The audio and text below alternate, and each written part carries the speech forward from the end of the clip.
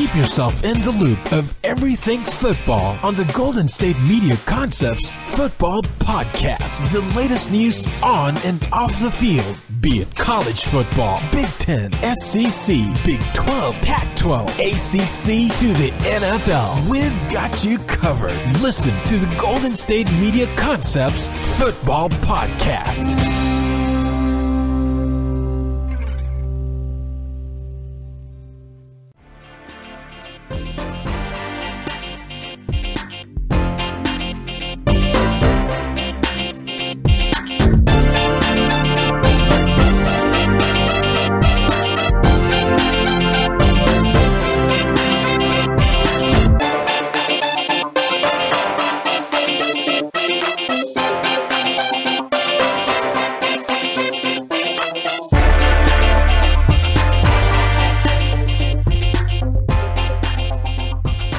Hello, everybody, and welcome to the GSMC Football Podcast, brought to you by the GSMC Podcast Network. I'm your host, as always, Jeff Malinoff. And boy, we've had some franchise tags happen, as the deadline will be over tonight at 4 o'clock Eastern, I guess in the afternoon, 4 o'clock Eastern time. And then I guess that's 1 p.m. Pacific time. So that's basically where we're at right now is we're waiting on more franchise tags to happen. We got some more information regarding Antonio Brown and where the people interested in him have contacted the Steelers and who they are. Because it's not who they say they are. It was not as we seem, but a few new candidates have made the call for the services of one Antonio Brown. So we'll see how everything shapes up there. And anything else we need to talk about, we will talk about. But we'll start with the franchise tagging because we've had a couple big franchise tags for some key teams that are looking for make playoff runs once again. First one, the biggest one probably, the Cowboys once again have franchise tagged Marcus Lawrence, as the reports are saying they're not close to thinking of a long-term deal at the moment or discussing a long-term deal or agreeing with one, something of that nature. So we're in a patiently waiting kind of situation where we'll see if after this year they're going to try to franchise tag him again, which I believe they can only do it 3 to 4 times, if I'm not mistaken. And then are they willing to pay all that money, or are they going to have to let him go and find business elsewhere? So that's the big concern going in there for the Cowboys, is because I said this on the sports podcast and I'll say it again. The Cowboys' defense is, besides DeMarcus Lawrence, is a little overrated. And I'll explain why. I explained why on the sports podcast. I'll explain why again. The reason, and I'll start with this point. And the reason the Jacksonville Jaguars, I'll just hear me out. The reason the Jags' offensive time of possession was mediocre at best, and that's being complimentary.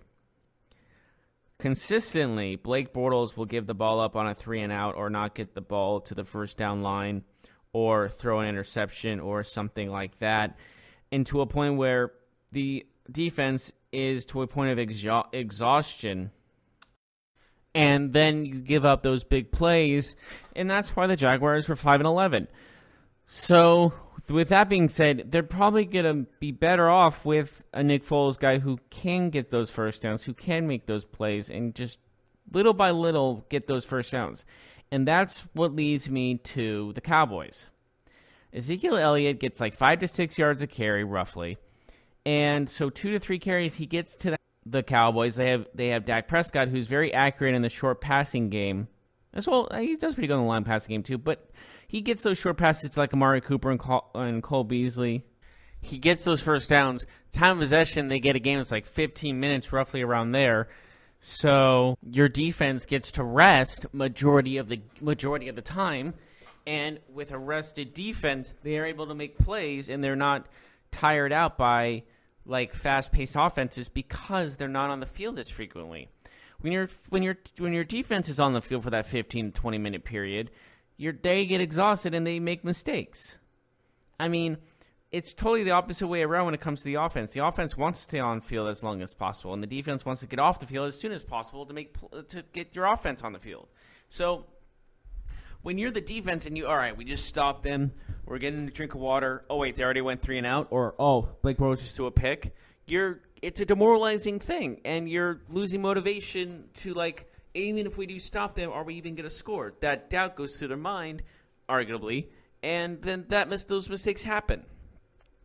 So I think the Jaguars' defense is still incredible. I still think they're top 5. But when you're in a position where you're going to be frequently on the field, sooner or later, you're going to make mistakes. It's just the name of the game. So with that being said, that's why I think the Dallas Cowboys defense, except for DeMarcus Lawrence, of course, I don't see a lot of talent. Well, talent's not the right word.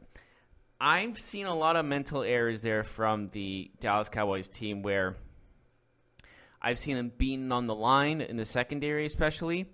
I've seen them, besides DeMarcus Lawrence again, I've seen them be blocked and the quarterback gets all the time in the world. But again, when your offense is being successful, those mistakes are really looked at not in a negative manner, just they're brushed off. So that's just my take on the whole thing. When you're looking at DeMarcus Lawrence and like, oh, this defense is amazing. Well, not exactly. DeMarcus Lawrence is amazing, and that really makes up for the other lack of effort from the other teams. It just shows how a great offense makes a great defense. And sometimes that great defense helps that offense look even better. But sometimes an offense looks positive and stays on the field for so long, it doesn't need to be great.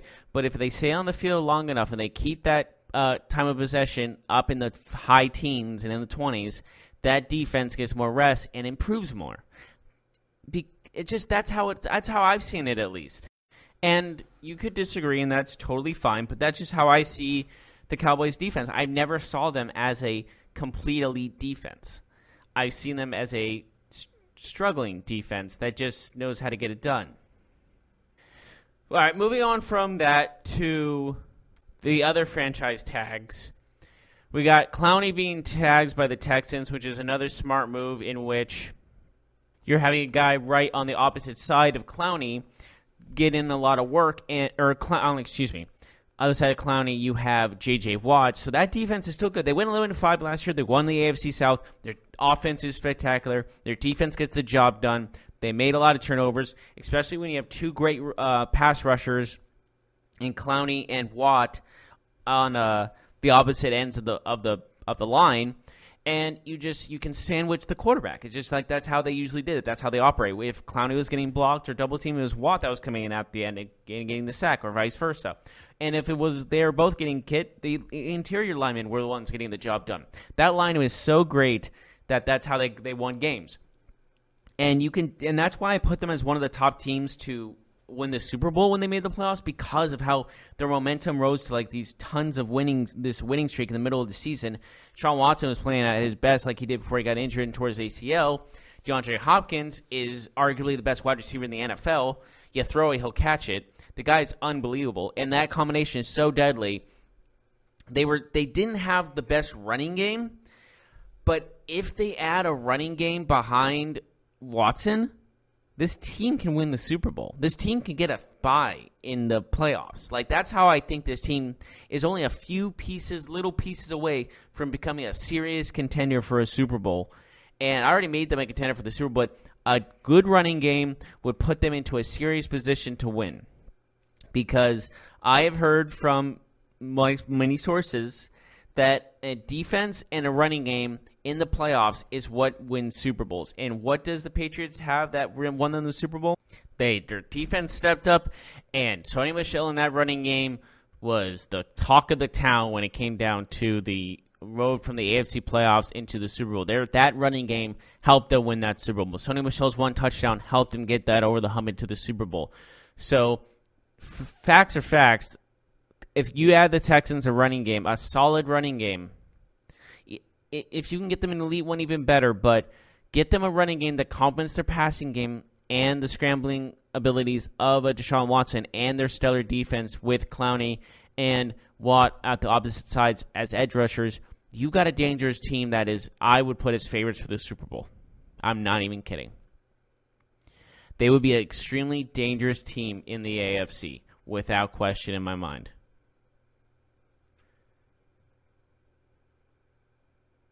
So with that, let's go on to the Chiefs, staying in the AFC, that is.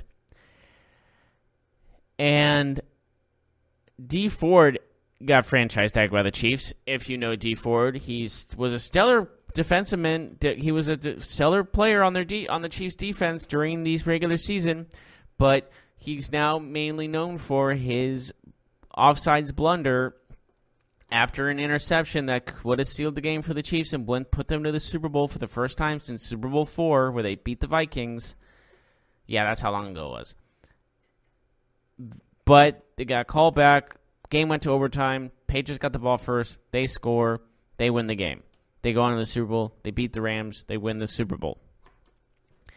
So my thought of all of this is Dee Ford still, he says it won't affect him in his play, but unfortunately I feel like it's going to affect his legacy. Because if he doesn't win a Super Bowl and the Chiefs go on a downhill spiral, it's going to be because of that one play. It's going to be because of that one penalty. It's going to be like that is the moment where the Chiefs went from Super Bowl contenders to lame ducks. You know what I mean? It just seems more along the lines of the tipping point. Because every team has this tipping point in where a team, the one little instance turns a team into just poopy water. Yes, I use that term. Fight me. Anyways, but yeah, those are the three main franchise tags. I mean, I guess if you want to talk about a weird franchise, well, maybe not weird, but the 49ers franchise tag their kicker, maybe that's not unusual, but to me, I'm like, that's the one you're going to franchise tag. But I guess they don't really have a lot of options based on a franchise tag because they have a lot of players under contract at the time, and they don't really need a franchise tag anyone at the moment, so I guess that makes sense. But I digress. We're going to take a short break. When we come back, I'll talk about Antonio Brown and the teams that have been interested in him at this time. And it's not the three teams we thought, well, two out of the three teams we thought they were reported as interested, the first to contact, are not to be so. And I'll tell you all about it when we come back. On who to start, who to sit, even who you should draft. From sleeper picks to red hot lineups, they got it all covered for you. That's GSMCpodcast.com/fantasy-football-podcast. We'll cover traditional leagues, dynasty, PPR, even IDP leagues. When you need fantasy help, there's just one show to hit up. Don't forget to like them on Facebook and follow them on Twitter. Visit GSMCpodcast.com for more info.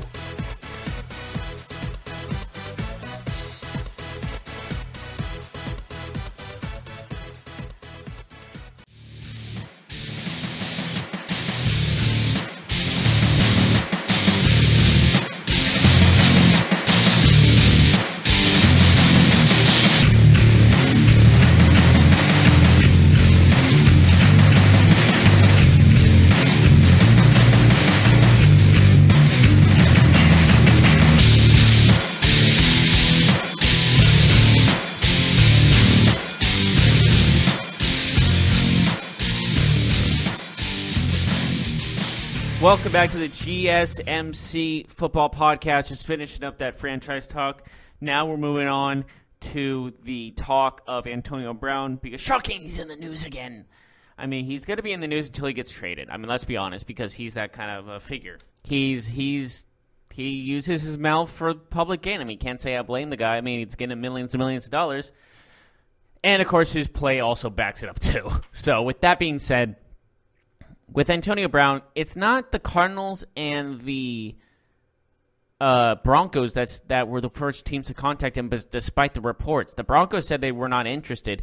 And with that, I said that was of all the three teams that were reported to say they were contacted, he was the best position because of the fact that Joe Flacco's a deep thrower. He's a cannon. Like, he just doesn't need to be accurate with Antonio Brown because that's how quick and great of a wide receiver Antonio Brown is.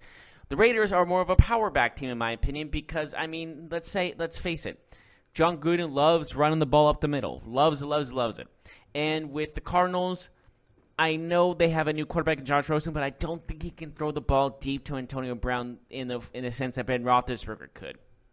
I think they would have to shorten Antonio Brown's routes, and that would cost him a few yards, and I just feel like that would just be a bad fit in general. So that's how I see it, at least, when it comes down to those three teams. But the three teams that actually did contact were the Raiders, so I already say that's a bad fit there, just based off the style of play John Gruden's used to. Antonio Brown's more finesse, and that's not John Gruden's way. That's my opinion. The Titans, who have one of the worst receiving they were last in receiving touchdowns, I believe. I believe they had 7 receiving touchdowns last season, which was dead last. And Antonio Brown had more than the entire team did. So adding that would give not only Marcus Mariota another opportunity to be the guy that they drafted, a high number 2 overall pick, but it would also give them a threat to maybe get back into the playoffs that they were last year, and they somehow managed to upset the Chiefs and get to the divisional round and so on and so forth. And adding Antonio Brown can only any team that adds Antonio Brown will benefit them in the long run. That's just the bottom line. So with that being said, going into the Titans organization would be interesting. I'm assuming they would have to give maybe a second, third round pick. I'm not sure what. I don't think like I said yesterday, I don't think the Steelers are in the driver's seat in this situation because of the fact it's like Antonio Brown's holding him up for ransom in a way, if that makes sense. But regardless, and then Antonio Brown goes and says he doesn't have to play football this season, which puts a big factor in is he going to pull Le'Veon Bell a second chapter to the Le'Veon Bell saga, and where someone's going to sit an entire season, a huge playmaking guy that's a huge addition to the team, going to not even play it down, much like Le'Veon Bell did last year until he gets what he wants, because that sounds like what it might be leading to, and that's not a good thing in the long run because of the fact that that'll be unprecedented. I think it'll be unprecedented.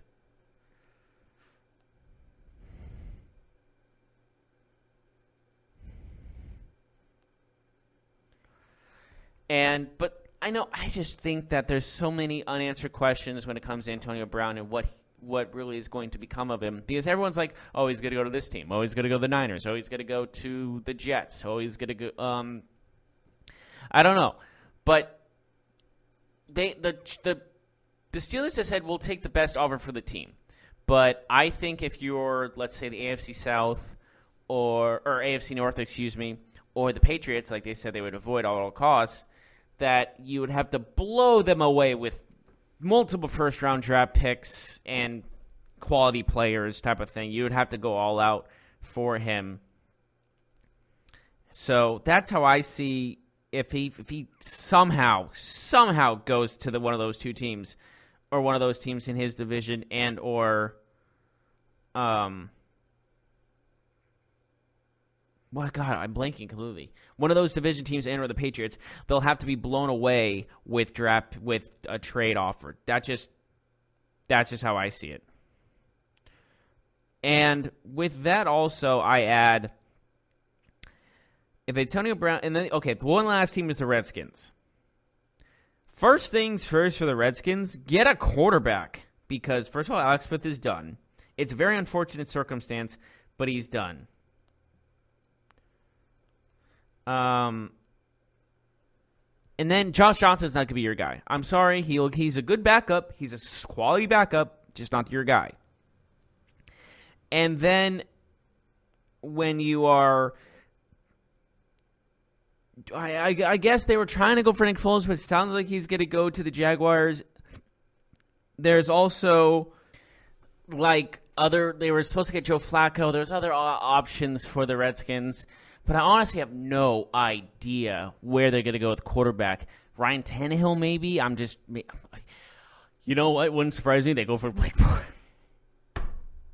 I just made myself laugh just thinking about it. If they go after Blake Bortles, they'll be the dumbest organization in the NFL. I'm not being insulting to Blake Bortles. I'm just saying with all the other options available and what they can do in the offseason, that would just be almost the laziest thing to do, in my opinion. But I don't know. And then that has to lead with who's going to be the best fit for Antonio Brown. So we'll see how that. And then if they have Adrian Peterson in the backfield, Antonio Brown as a wide receiver, and whoever's to be quarterback, it's going to be like one of those Madden NFL franchise mode things where you trade a bunch of good players and you move up their ratings and stuff like that. Or it's like Madden like 2014. I guess that'd be Madden 25. Yeah. Or like Madden 15, where you just force trade all the good players to one team. But this is a couple of years later, so Peterson's a little bit banged up.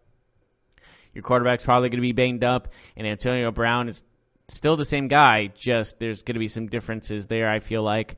So there's just a lot of unanswered questions overall of how this is all going to go down for the Antonio Brown. If those are the three teams, the Titans, the Redskins, and the Raiders, if those are the three teams that are quote-unquote eligible, if you will, for eligible for Antonio Brown, or the most overall best chances for Antonio Brown, the question is, what are they trading? Players? Draft picks? I'm assuming if I'm one of the teams and like you're trying to outbid the other, maybe a first-round selection for Antonio Brown. He would be worth it. He's that talented. But I feel like the Steelers are at a point where they're just willing to give him up for not anything. That sounds like a strong word. But willing to give him for not the highest price, if you will. Like a quote-unquote bargain. Like multiple second-round picks, a second and a third. I can see them not giving up a first-round pick for Antonio Brown. Can I see that? Absolutely. That sounds like it could be a straightforward thing. But Khalil Mack went for 2 first-round picks. That was worth it. Antonio Brown's a little up there in age where maybe 2 first-round picks is too much in terms of your future, and that's got to like you thinking you're winning now situation. So they'll be quote-unquote worthless. They'll be late picks in the draft. That's what you're going to assume. But I think in these certain situations when it comes down to the Raiders, actually, you know what? Now thinking about it, the Raiders have 5 first-round picks in this next year, this draft and next year's draft combined. He's going to take out the starting job. He's going to be used to that offense because he's going to be on the behind Roethlisberger for 2 years. And then it's not like I'm not saying like Roethlisberger is going to mentor him. I'm just saying that he's just going to be taking over basically. So I just see that as that's the best opportunity for Derek Carr to get better and to be not really a joke. And I hate really to call him a joke, but man, he is the brunt of memes and jokes and all that stuff on social media. If you see it, it's actually kind of hard. It's harsh. But if this trade happens, a first round pick and first round pick Derek Carr for Antonio Brown and a second round pick, then so how I do that? Sign Ryan Tannehill, have him play for a season, do the thing basically that the Chiefs did in a sense. Mahomes sat out a year. Have Kyler Murray or Drew Lock or Daniel Jones or Dwayne Haskins or whoever sit out for the year and be back up behind the Ryan Tannehill or the Blake Bortles or whoever you want to sign. I don't care who. And then cut ties with that player. And that guy's your new starter. And I think that would benefit in the long run for for the Raiders because of the fact you're in a 10-year plan. The Raiders are. So with that, of course, this means John Gruden will have to listen to this podcast. So if you're listening, John Gruden, I'm giving you I feel like it's pretty good advice here. But again, I could be wrong. But you have the right to your own opinions. And then, but the bottom line is, if they do that trade, and they ship Derek Carr away, and they sign a 1 year back, or maybe a 1-2 year contract with a Ryan Tannehill or someone that's just looking for a starting quarterback position. Maybe not Ryan Tannehill. Maybe he'll get a bigger contract somewhere else. But just somebody to be quarterback for a year just so your draft quarterback can marinate. And then, boom, you have your marinated quarterback. You have Antonio Brown. You'll have Doug Martin, ? I don't really know who their backfield will be consisting of.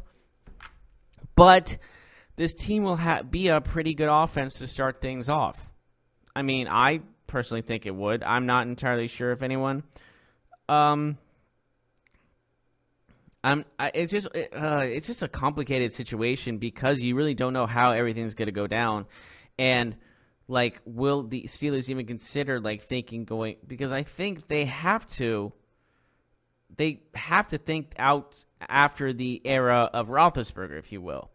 But I feel like they might be in denial of it because I feel like that's how Steelers really think of it like that. But I don't know. I really don't know what the outcome of this future situation will be for Antonio Brown. But we are going to take a short break, and when we come back, we will talk about the odd and weird combine interviews from teams to certain players, and there are some weird ones, so I'll tell you all about it right after this.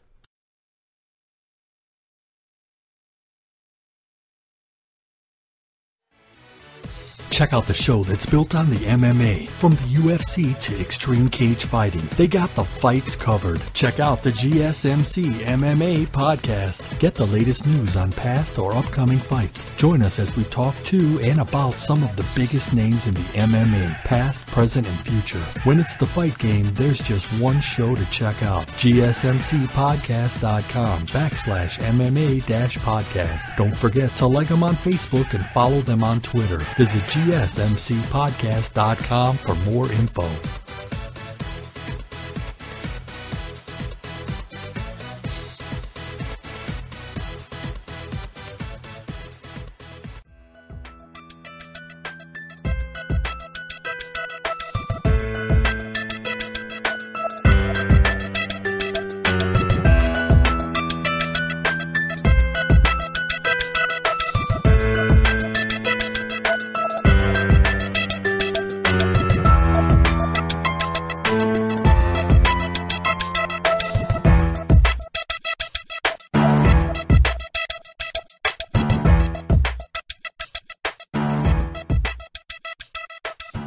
Welcome back to the GSMC Football Podcast.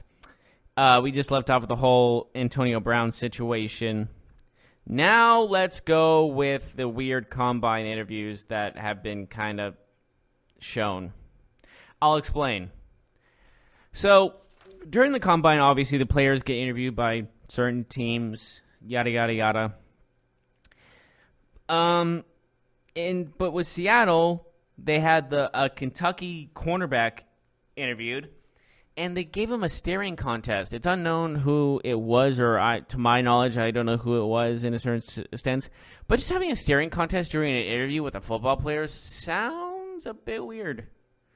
As in, they were bored and like, let's just mess with this guy. Get it? I don't know. But obviously this corner from Kentucky is not going to go in the first, maybe even second round, maybe a third, fourth round pick at best. But then you're looking at the facts that, like, what's the purpose of a staring contest? Is it something they're judging quarterbacks on? I hope not. But, I mean, everyone has their weird stance on, like, certain players and stuff like that and certain standards.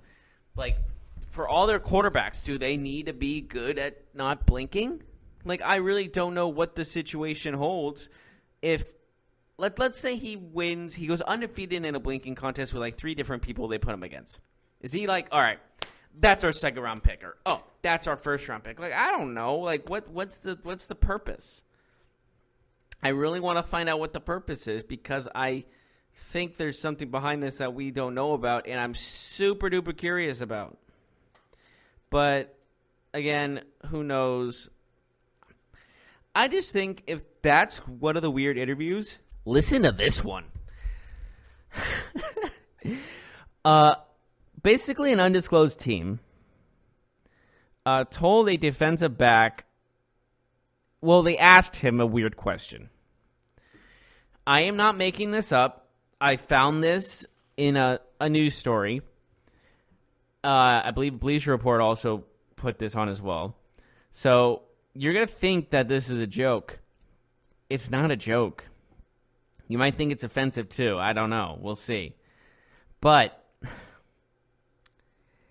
they asked a certain defensive back. I don't remember his name. It was just I think it was like a 5th, 6th round prospect type guy trying to move up his stock. If they asked him a question, if he had 2 testicles. No, I am not kidding. They asked a grown man in an interview, probably they met him for the first time, too. This probably they meet him for the first time, arguably. If he has a pair of testicles, like if he lost one in like a war or something, or like he was born with one testicle, or he was Lance Armstrong and just like he had testicular cancer. I don't know what they were really thinking in the long run, but why on the God's green earth did you ask a man that supposedly, like, my guess is you just met and seeing if he's right for your football team if he had 2 testicles? I hate saying that now, but you understand, like, if they, all right, so I'm in the combine and I get asked that question. How do you respond to that question? First of all, you say, yes, I do, or no, you don't, depending on what's true or not. But, like, why? Why? What's the purpose? What's the point of doing something that weird? It's weird. It's weird. It's weird. It's uncomfortable. It's weird. And maybe I'm overreacting. I'm not sure. But I think that's a little too personal for an interview to play football for a team. I don't think you should see his, and judge his play or judge anything about him based on that alone. Because, there was a guy was just drafted with one hand. So is that supposed to be another one of those big stories of, oh, well, look at this amazing story. He has only one testicle and he plays football. I mean, like, that's not a really, no offense to anyone like that, but it's not in a Cinderella or not a storybook or childhood hero story as a guy with one hand playing football. I guess you kind of need your hands. You don't really need those other things. It's just weird, okay? It's weird. It creeps me out. When I first heard that, I'm like, I got to talk about this on the show. Because, first of all, I really want to know what team it is, but I couldn't find the team name. And I think the defensive back was from Alabama, if I'm not mistaken. But just, it's weird. It's weird. And it's just uncomfortable. It's a little disturbing.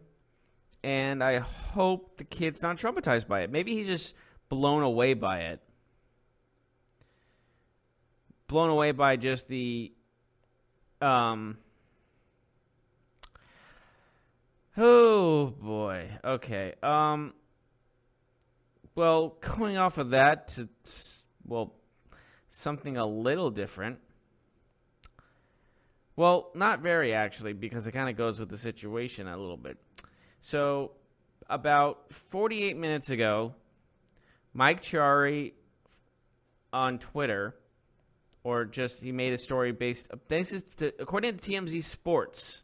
This is the former NFL tight end Kellen Winslow Jr., son of one of the greatest tight ends of all time that really changed the game, Kellen Winslow Sr., was arrested and jailed Monday, so yesterday, amid allegations. I'm facepalming right now. Listen. Just listen to this. Amid allegations, he sexually harassed a 77-year-old woman. What is going on in the world that this is happening? According to TMZ Sports, the woman told police that Winslow touched himself and asked her if she liked it at a San Diego area gym on February 13th. Why it took this long, I don't know. The same woman said Winslow did the same thing the following week while she was in a hot tub. Let me strip a little bit. And added that he touched her arm and foot before she reported him. He has been charged with 2 counts of lewd conduct and 1 count of both battery of an elder. Battery? And willful cruelty to an elder. Okay, cruelty I get. Battery, okay, maybe. I don't know. This is just weird. Winslow has been out on bail after being held previously on allegations that he raped 3 women. All right. This is not the only thing that's happened last year for this guy. It is alleged that Winslow kidnapped and raped two transient women between March and May of last year, respectively, and he has been charged with raping a 17-year-old while she was unconscious in 2003. That was a huge thing during that time. I think that was like a couple years before he was in the draft. He was released on $2 million in bail in July. If he is found guilty of all charges against him, he could face life in prison. Wow.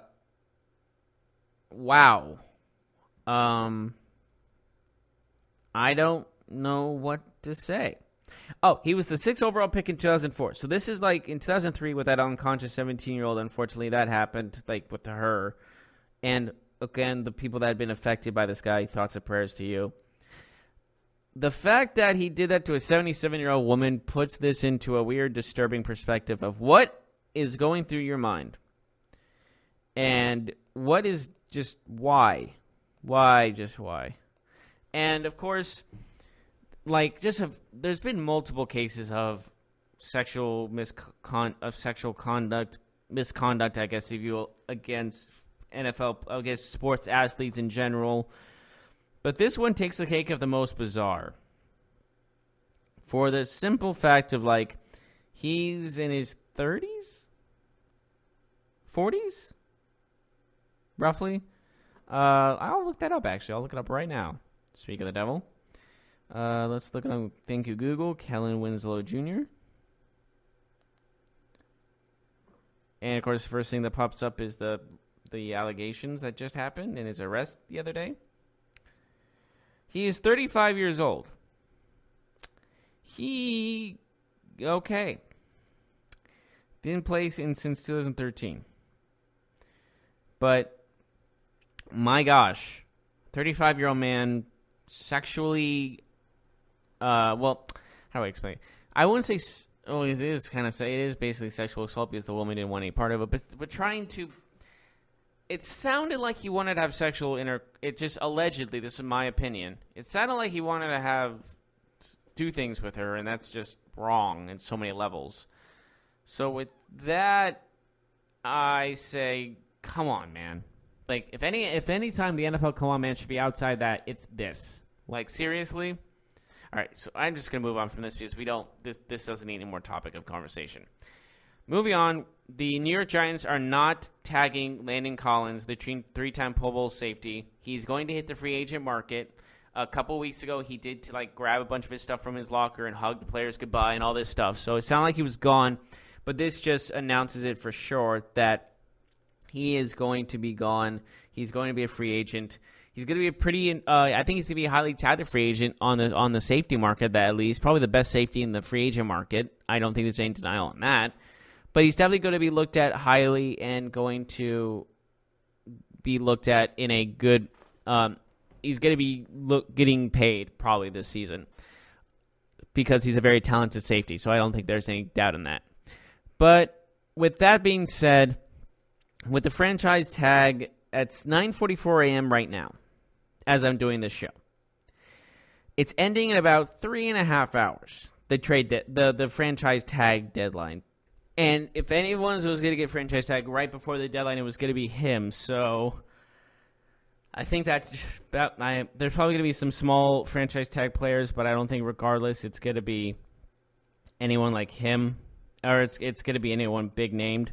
So I think that should do it for today's show. Thank you so much for joining me today, as always. And we'll see you on Thursday. And as always, I'm Jeff Malinoff, and I'll see you next time. You've been listening to the Golden State Media Concepts Football Podcast, part of the Golden State Media Concepts Podcast Network. You can find this show and others like it at www.gsmcpodcast.com. Download our podcast on iTunes, Stitcher, SoundCloud, and Google Play. Just type in GSMC to find all the shows from the Golden State Media Concepts Podcast Network, from movies, to music, from sports to entertainment, and even weird news. You can also follow us on Twitter and on Facebook. Thank you, and we hope you have enjoyed today's program.